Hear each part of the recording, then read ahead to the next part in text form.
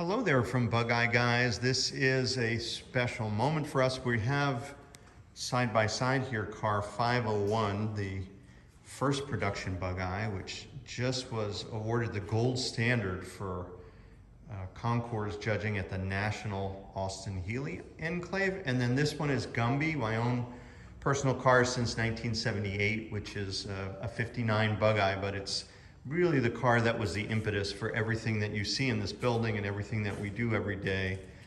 We call this car Gumby because it's had a Gumby figurine on the windshield for years and years and years. But Gumby is, I'm just incredibly gratified because Gumby got best of show for Sprites at this giant national convention that we just came from where 501 was judged. So you have here side by side two very, very special cars. The first car that's all done exactly original, and then one person's interpretation, if you will, of how a Bugeye can be built and what's possible. And the range of cars that you're looking at here is pretty amazing. And the fact that they both attain the highest level awards is just superbly satisfying for all of us. And many, many people in our building have worked on both of these cars to try to get them to be this wonderful. So the People's Choice voting at the car show at this enclave in the Poconos, there were about 300 Healey owners and Sprite owners all mixed together. And they chose this car as the best Sprite in the show. Never had a Best in Show award for any of the shows I've ever been to, so it's very gratifying to have that acknowledgement. And then this one, of course, was a Concours Gold car, which was subjected to actually 4 hours of judging by a team of 4 judges. And so every last inch of this was scrutinized, and we ended up with the gold standard. So we took a very stock car, we made it as accurate as we could so that it would match the day that it was brand new on the assembly line. We felt that the very first production car was worthy of that. And so that attained its highest level award. Gumby attained the highest level award, and we have them both side by side now. I wanted to take a minute in this video and just kind of give you a quick tour of both cars, since it's very rare to see them side by side. I thought it was kind of fun. So on 501, it was the first production car. It was built in March of 1958.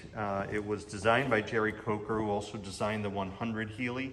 I was fortunate to have met Jerry, and he signed that plate for me in 2015. And so we were kind of excited to have that on the car.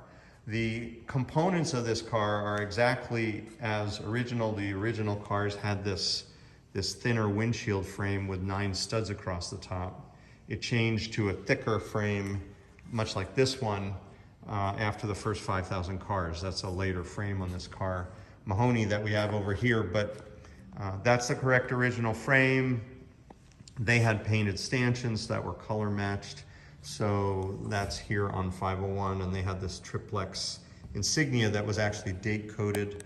These are anodized cockpit trim strips that we anodized specifically for this project. We haven't done that because the anodizing is not that durable, but it needed to be accurate for, again, that 4 hours of judging and scrutiny.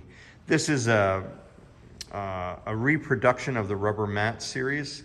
It's made out of a vinyl material, but if you've seen the originals, it had that sort of shinier non-ribbed surface across the cross member, just like we have here.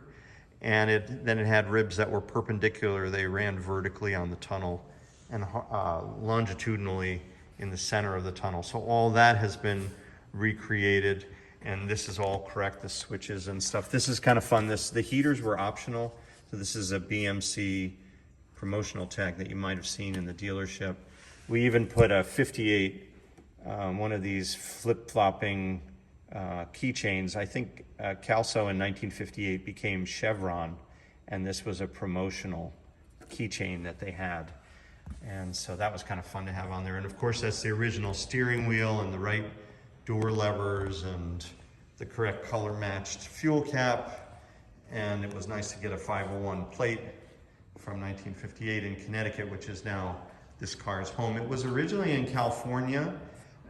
In the 70s, this car was parked in a barn or a garage and sat there until 2012, at which time it was offered to me, but it was a project and it was very difficult for me at the time to verify that it was in fact the #1 car.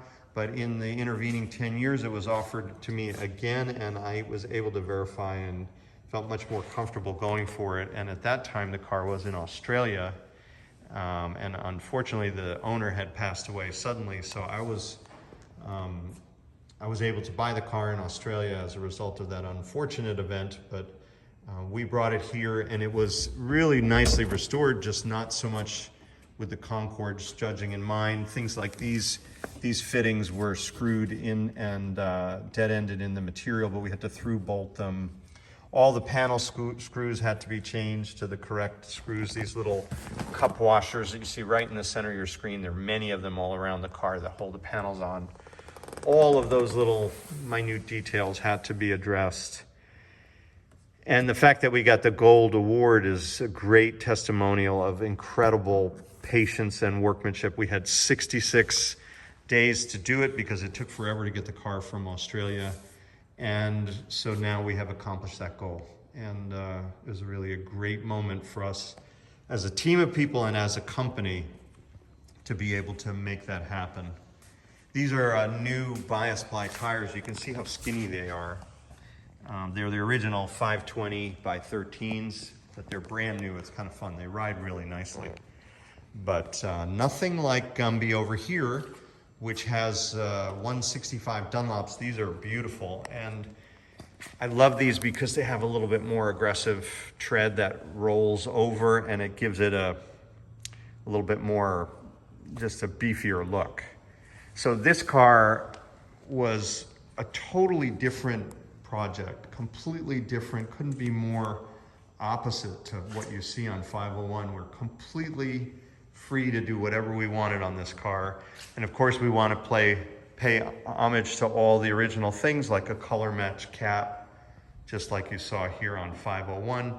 But in the case of Gumby, it's a totally unconventional color, just the best color we could find. And then we color matched the wheels, and Kenny even made these beautiful straps for the nose. They're normally like a belt buckle where you have multiple holes. This is a single hole strap, which I just think is so cool because it's Gumby's strap. It's just for this nose. It's got the right hole in the right place.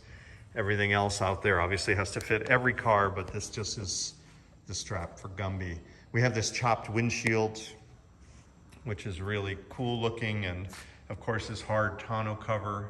We have a head fairing in the back and a custom mini tonneau just for the cockpit that was sewn here and also made to serve this single purpose.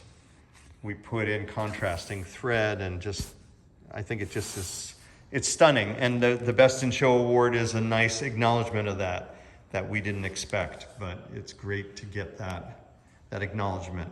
So we'll open the hood for the next video and show you in a little more detail some of the mechanical components, and I'll open up the cockpit in Gumby as well for you in the next video. So looking inside on Gumby, what you can see here is this was a really beautiful hide that we purchased and dyed to get the right green. We have another form of vinyl mat in here with top stitching and contrasting thread. This was like a carbon fiber kind of silver piping that we built to accent the metallic in the stripes. And that's a custom, like these rare species steering wheels. It's a beautiful piece. We have contrasting stitching here. We put a perimeter stitch around this dashboard, all to accent the curves and the features and the shapes that I've really sort of dedicated my career to.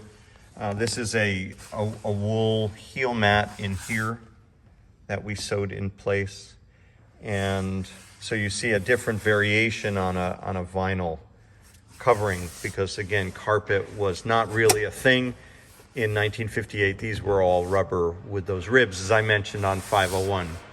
The diamond stitching was another indulgence. We wanted to echo the original, which had these these ribs, if you will, that ran through the seat, but we wanted to make them more interesting. So we sewed all these cool diamonds, and that's a big part of what we did, just to try to make this into a very special example and to demonstrate what's possible. Up under the hood, you have a flip forward nose that we just added because as with many of our customers, have gotten tired of lifting the noses from the front. We've reinforced it with some X braces, and these are those custom straps that Kenny made so that we could match the material. We have a supercharger here with a great air filter and a brand new 1 3/4 carburetor and an aluminum radiator alternator and an air horn and just all kinds of cool stuff and beautiful lines. And this one wasn't meant to be Concours like 501, but it was just meant to be sharp and stunning and functional and fast and great fun to drive. And so that's how we built this car. And again, it was just really special to be best in show at a national event that we're just returning from last night. We also made these custom wipers.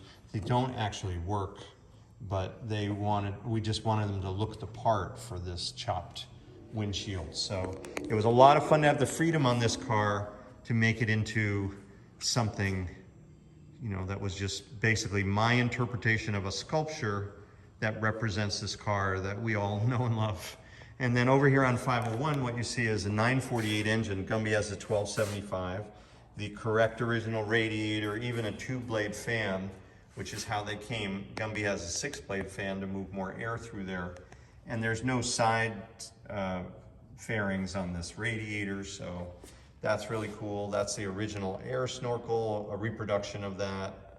And you can see all the lines are in exactly the way they were run. The helmet terminals for the batteries, which we don't use because they don't grip very well, but we use them here because they needed to be there for the Concours judging, and the bumper and the original H1 carburetors, the correct wiper motor. All of these little details were what took the hours of judging at the National Enclave. And that's what we've been up to here at Bugeye Guide, to prepare this range of cars, and to do it at this high a level has taken a lot for the last couple months. Now that the show's over, we're ready to build one for you. We have this white car is also a Concours gold car, and so that's available. And we are building in the back a gray car that in some ways is the same theme as Gumby. You'll see that gray car on our site in the coming weeks. And thank you all for your support. Thanks to those of you who voted for us for this car. That's really satisfying. And well, that's what we have today from Bugeye, guys.